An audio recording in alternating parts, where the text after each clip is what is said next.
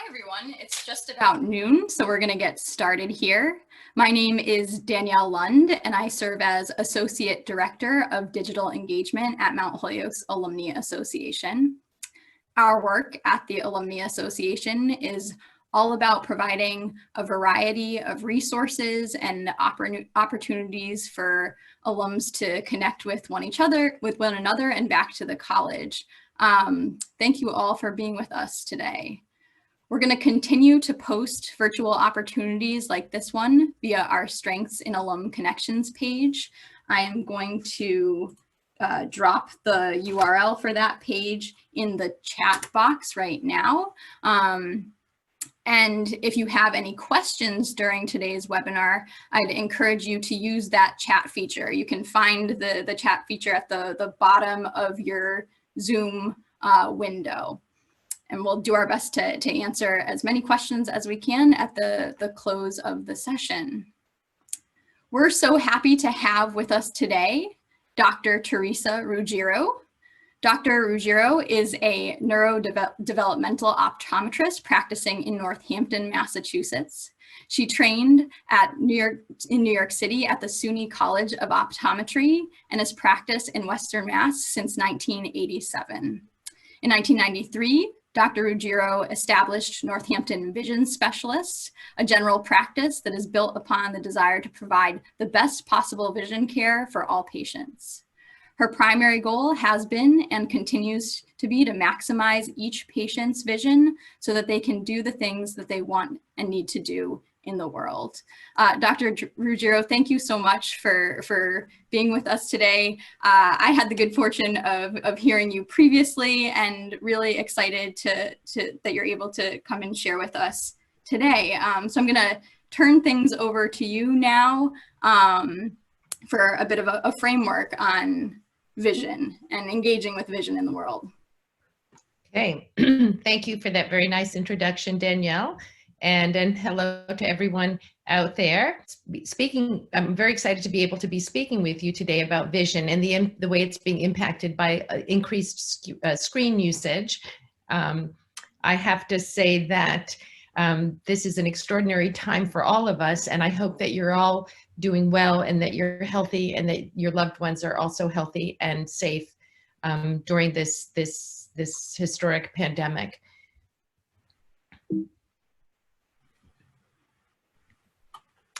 So is all of this screen time that you're on making it feel like your eyes are popping out of your head? Well, if that's the case, then I hope to help you with this conversation and share some recommendations that may minimize the strain and stress that you're experiencing.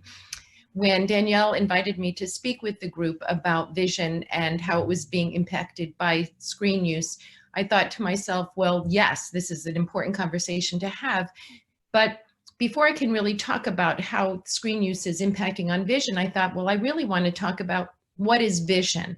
And so I want to take just a few minutes to speak directly to that, because it's not necessarily the case that everyone's view or notion about vision is entirely accurate. So what does it mean to see? Well, seeing is really referring to visual acuity. How clear is your eyesight? Can you see 20/20? And for many, that is where vision starts and ends. Are the eyes healthy? Can the eyes see clearly? If so, then we've talked about vision. And while that is incredibly important, visual acuity and eye health are really just the tip of the iceberg. Vision is really a brain process. It's a complicated multi-level brain process that takes place on many levels. In fact, 3/4 of the brain are dedicated to processing or interpreting or integrating with visual information. 70% of our sensory input comes in through the visual system. So it's not just all about can you see clearly. Vision provides us with information that goes way beyond, and I'll talk with you about that in just a minute. I want to give you a sense of just how profound our visual input is and how much we rely upon it by just sharing with you the number of axons or neurons that are carrying information from the eyes to the brain compared to the number from the ears to the brain. And there's an estimated 30,000 axons carrying information from the ears, from each ear to our brain. And there's 1 million axons per eye. So vision is quite literally providing us with what we know about our world. Now, vision is learned. Vision is, we don't come into the world understanding this visual input that we get. It's something that we have to interact with our world in order to understand what that input is telling us. And yet we rely upon that input to know where we are in space, where something is in space, so that we can plan our movements, so that we can reach for something and accurately grab it, so that we can read and understand what we're seeing. And that all happens through an interaction from our earliest days. So vision is an input-output system where we're taking in information, we're processing that information, and we're extracting meaning from that information so that we can navigate and interact with our world on multiple levels. Now, our visual meaning, the meaning that we extract from the visual input, is largely impacted by what our experience has provided us with. So I thought it would be fun to do a little experiment or demonstration of just how much we rely upon experience to interpret what we are taking in through our visual system. So this, I'm curious, and I'd love for anyone that's watching and listening to give me some guesses about what you think you're seeing here in this slide. And I love guesses, so don't be afraid to get it wrong, please. Danielle, do we have any people giving us guesses? I've just opened up the chat. If folks want to share with us what their thoughts are on this particular image, we'd be really interested to hear a few. I know having, I can't participate myself because I've now done this exercise. But let's share what your guesses were yesterday. Do you remember? So to me, what this first called to mind was ancient art, like ancient wall art, was what I supposed. And I will share with the group that when I practiced how my webinar would look over the Zoom with my sister who lives in Connecticut, she guessed that it was mud, dried mud. And I thought that her guess was actually reflective of the time that we're living in. In years past, I've had people guess that it was, is there anyone who wants to share a guess now? I see one just come through, an avalanche. Thank you, Caroline. Okay, anything else? So it looks like that's so I'm going to change now. This is the way the image should be oriented. And so sometimes just switching the position of the card makes it easier to understand what you're seeing. Sometimes when I show this orientation, folks guess that it's a tree, and it's an old picture of a tree, and there's a bird on the tippy top of that tree. And so now what I'm going to do is I'm going to give you additional sensory input to help you to understand what this visual input is providing.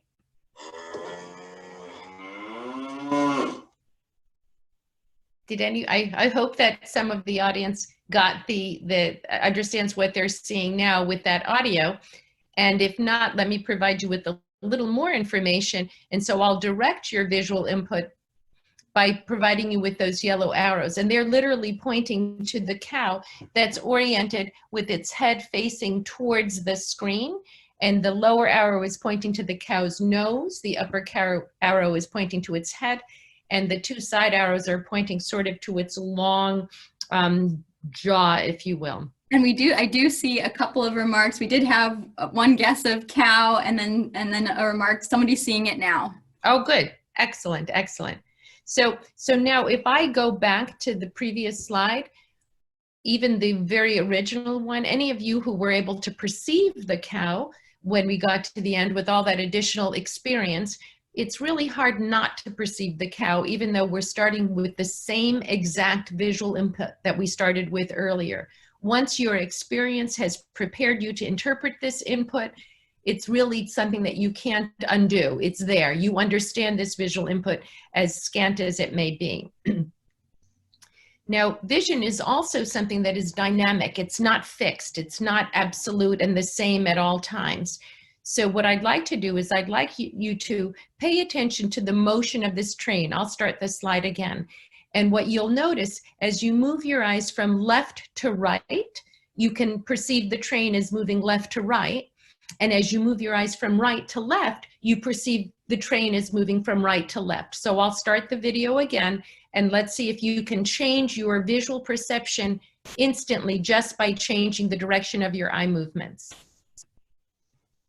So move your eyes right to left, the train moves right to left. We'll do it again. Move your eyes left to right, the train moves left to right. I hope that some of the audience is able to perceive that changing direction simply by changing your eye movement direction. And this slide is really meant to illustrate the dynamic nature of vision, that it's not fixed and stationary and unchanging. And vision can change for the better as well as the worse. And that's my segue into the impact that vision may be having on our vision, not just the structural aspects, eye health and structure, but also our function. This is where I'd like to open the conversation up between me and Danielle. Thank you so much for providing that context. I'm just going to get my video started here as well. So a couple of questions that we had put together. Just wanting to get a little bit more information about your work as a neurodevelopmental optometrist and why you chose this particular course and the types of cases that you focus on.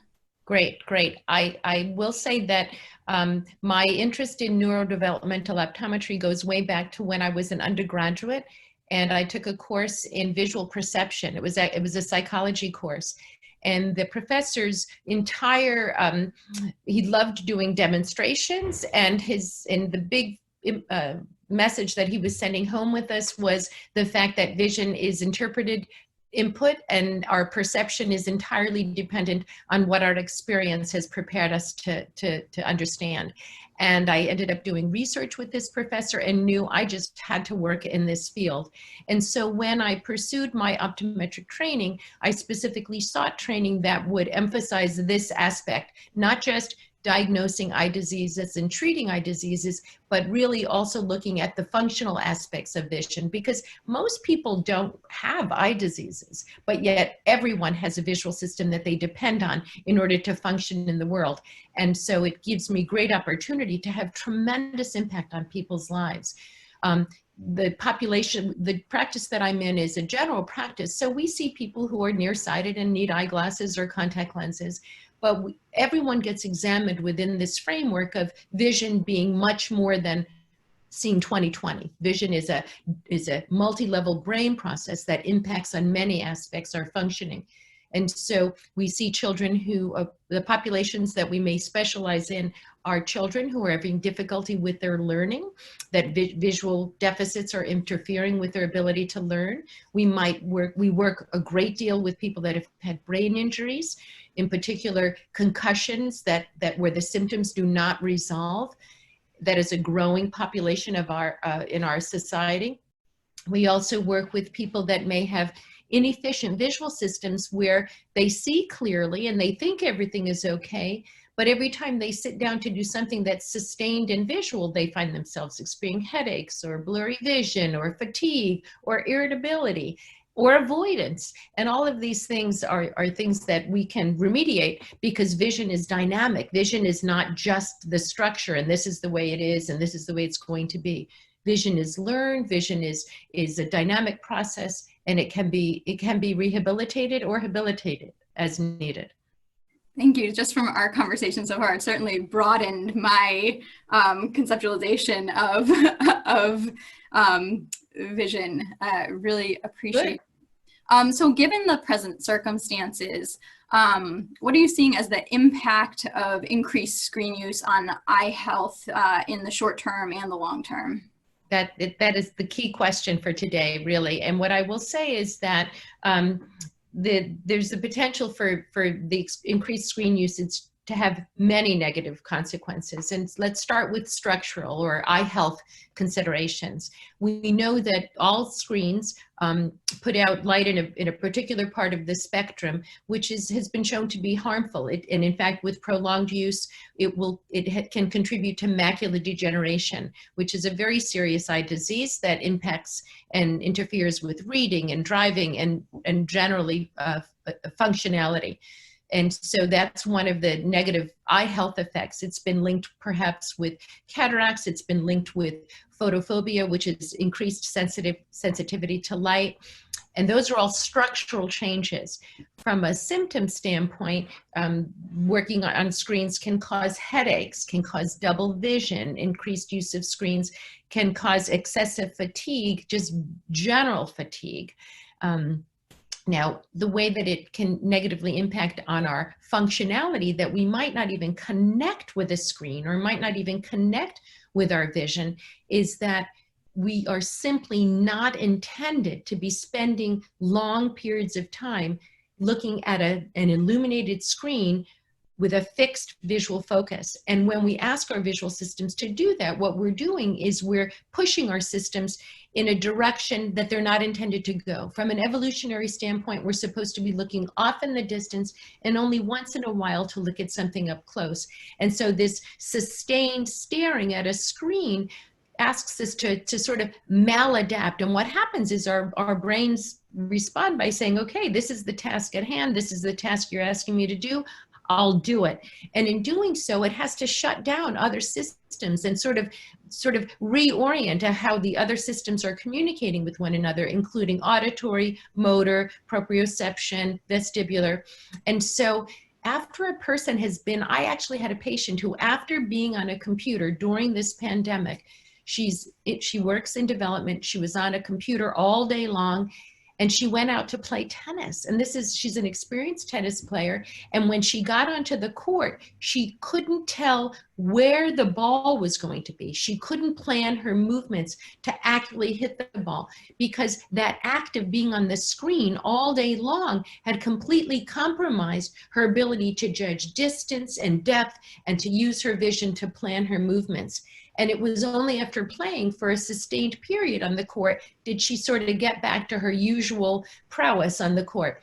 And that's just from, in an adult during this, short period. We're not talking days, months, years. And an adult's visual system tends to be less pliable.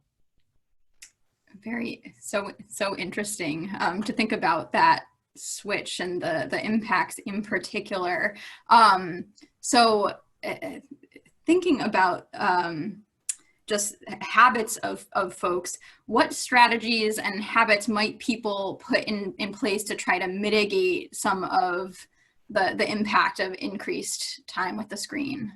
So there are so many things that we can do to mitigate the negative effects. Which one of them I neglected to mention was disrupted sleep, which is of course a huge thing, because when you don't have adequate sleep, it leaves you open to risk of developing all kinds of health conditions. And so that needed to be mentioned.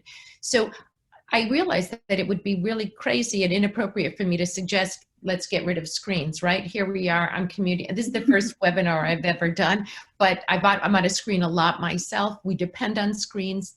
We use computers for all of our medical records in my practice. And so they're here to stay. So I'm not suggesting all screens are evil, let's stop using them.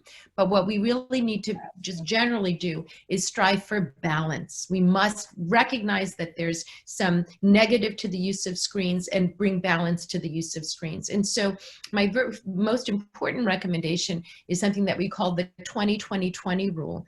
And that means that every 20 minutes when you're doing something sustained on a computer or monitor or screen of any type, you should look away after 20 minutes for 20 seconds at a distance that's 20 feet away. So 20-20-20. every 20 minutes, 20-second look away at a distance 20 feet away. And I have to say, this is a recommendation I've been making for years to patients, and it's not unusual for patients when I say it to say, yeah, I get it, take a break. Because it's just a really easy recommendation to take at its most superficial level. But if I can remind you of the fact that vision is a brain process and talk with you about how vision works and why this break is so valuable, I think then you'll really take it to heart. And I hope most of you will start setting timers every 20 minutes. So our visual systems are an input-output system where the brain is constantly sampling the environment, gathering information from the environment, and then using that information to tell our eye where to be. So it's, where should I look? Where should I look? Where should I focus? Where should I focus? And it's sampling the environment to then direct the eyes to tell them what to do.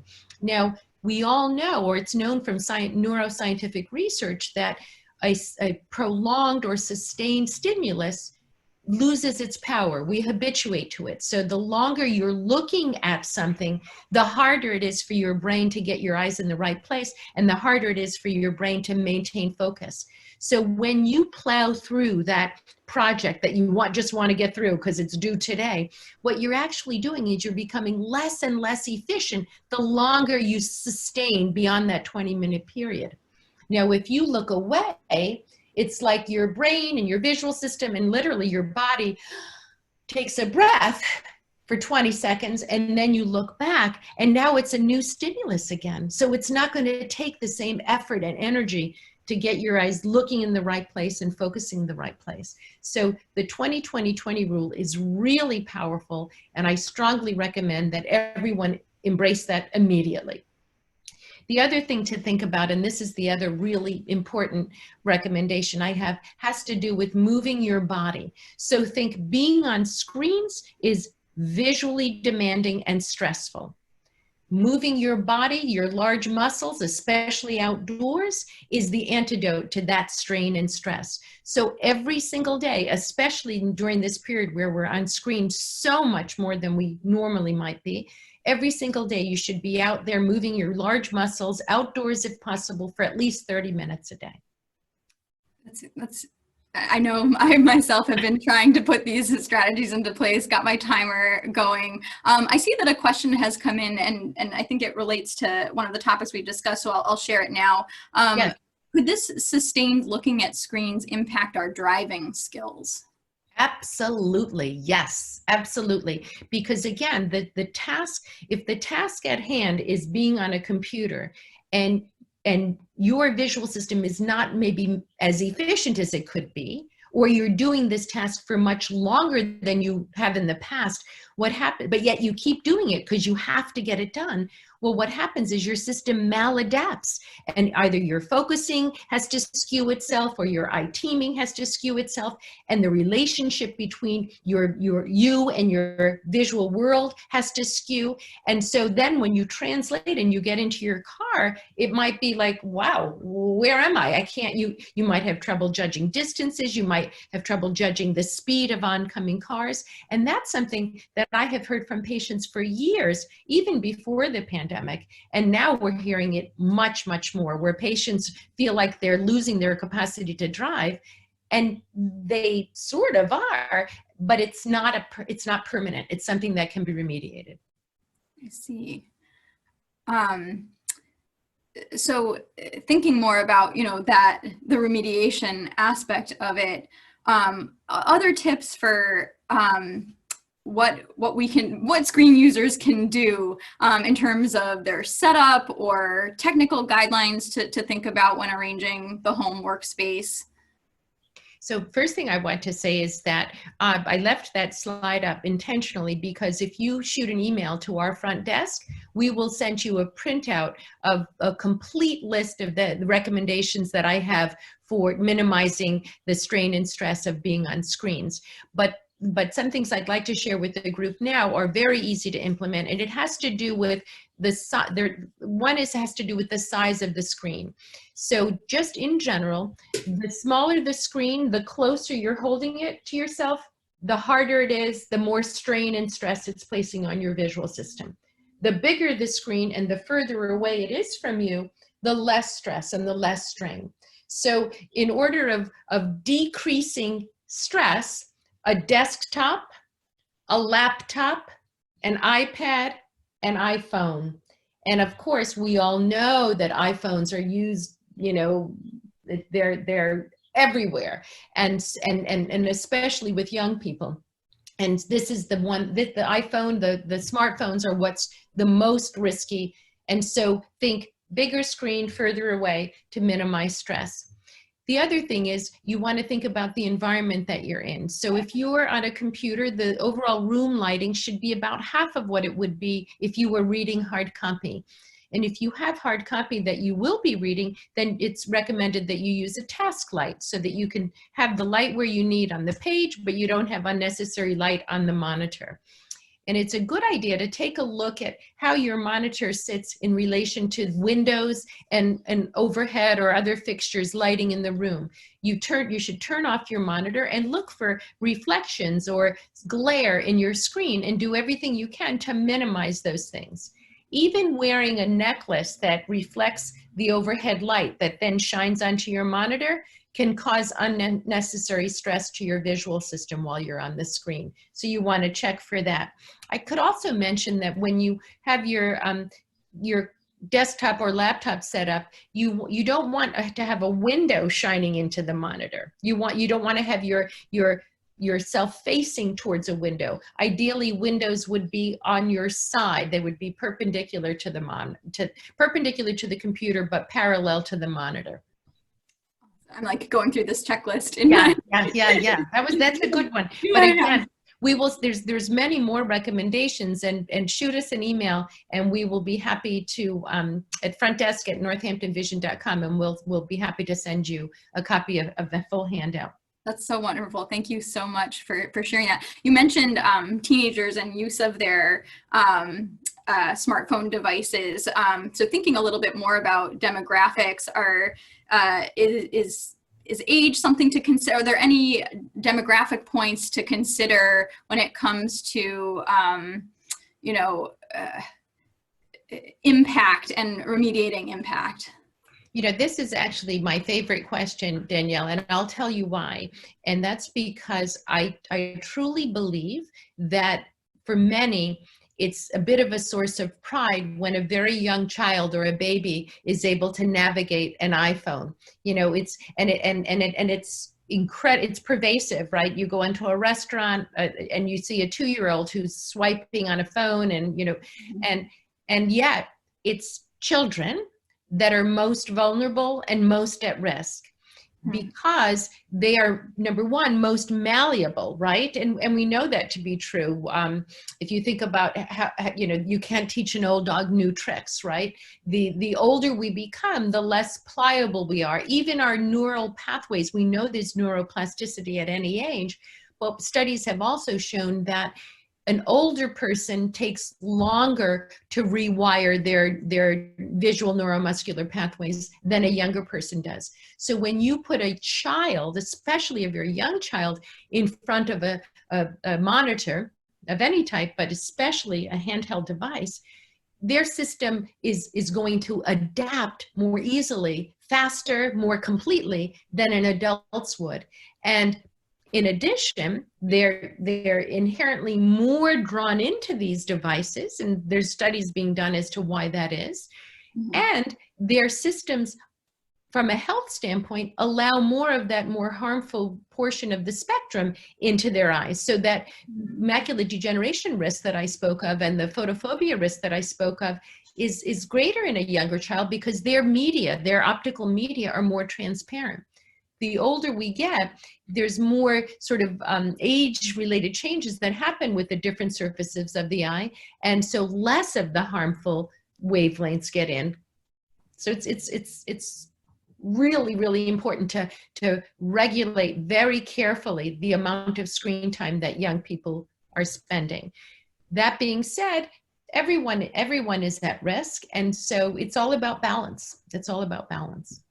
Thank you. So I want to make sure that we give space to those who are present live for the webinar. So again, just if you have questions at this point, please enter them into the chat box. I'll be happy to raise them in conversation. And I did have a couple more.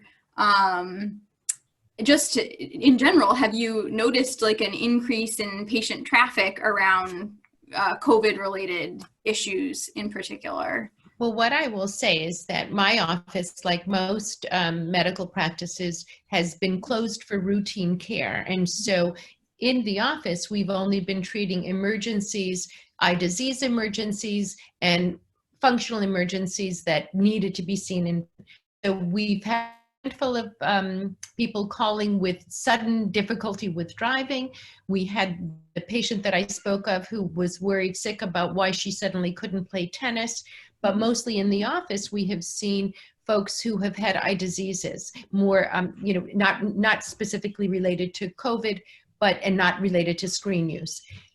We have had many, many inquiries and a tremendous increase in folks wanting to be seen because of symptoms that are directly related to the increased screen use, for sure, for sure. People with headaches, double vision.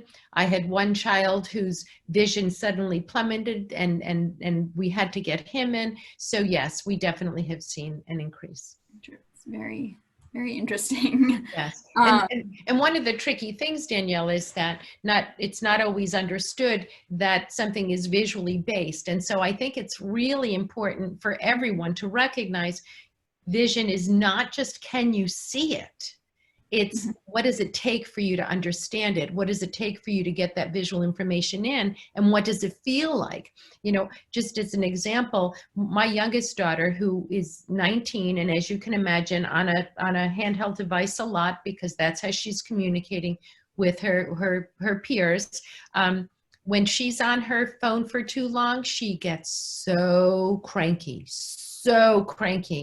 And honestly, if not that I were her mom and her eye doctor, I don't think I would know to attribute her crankiness to the amount of time she's spending on the screen. I know it because I know how her visual system functions. But those are we really need to look for other signs that, yeah, we're straining and stressing ourselves. Yeah, just so eye-opening, if you will. No pun intended. No pun intended. And just another thing that came to my mind for a question, are there any types of screen use to avoid more than others? For example, like video conferencing versus like word processing. Any thoughts on that particular topic? Yeah, that's actually a really good question. So what I will say is that the more precise the task that you're doing on the monitor, the more taxing it is for your visual system. So for example, someone who's doing programming, someone who's into, data-driven, data entry, someone who is an architect who's using, designing structures, utilizing monitors. That's much more stressful for their visual systems than someone who's attending a webinar. And in fact, what I have been recommending my patients do, like especially now where it's just our faces on the monitor, I've been telling my patients, look away, just listen. You don't have to be staring at the monitor because, our society has trained us, there's an eye contact. And I have to say, for me, the hardest part about this webinar is like, where should I be looking? But in truth, if you are attending the webinar, you could be looking out the window and just listening. So so definitely the more detailed, the more taxing. Great to, just bear in mind as, in planning days where there's just an abundance of screen time. Right. We don't know when this is going to return to normal, and we don't know if it ever will. I'm quite sure that schooling going forward, will have a component of remote distance learning. I'm quite sure that the telehealth component of my practice will go on in a way that it never existed before. In the past, we would see maybe, I'm going to say at most 5 or 6 patients at a time. We were providing telehealth vision therapy to them because they lived in Europe or they lived in California or Pennsylvania.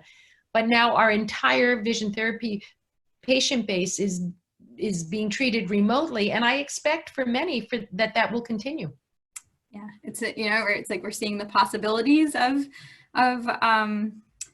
just being able to connect from afar, and so too facing these new challenges. Right, right. It's all about balance, all about balance. Indeed. So unless there are any other questions, I'm not seeing any particular questions come. Oh, here we go. What happens during the aura portion of a migraine? Any tips for migraine reduction? Oh, that's an interesting and complicated question, because if you're a migraine sufferer, you know that there are many triggers and many variables that cause a migraine to take place.